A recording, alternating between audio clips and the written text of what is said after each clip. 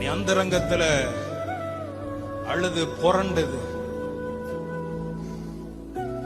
யாருமே இல்லாத ஒரு சூழ்நிலையில உன் கட்டுல தலையணைய கண்ணீரால நினைச்சது, அதெல்லாம் மறந்து போட்டு கண்டுக்கும் காணாம போகிற தேவனா மனுஷன்? மனுஷன் ஒவ்வொரு நேரமும் ஒவ்வொரு புத்தியில இருக்கும் ஒரு மனுஷன். அவர் அப்படி கிடையாது. அவர் நேற்றும் இன்றும் என்றென்றும் மாறாதவர்.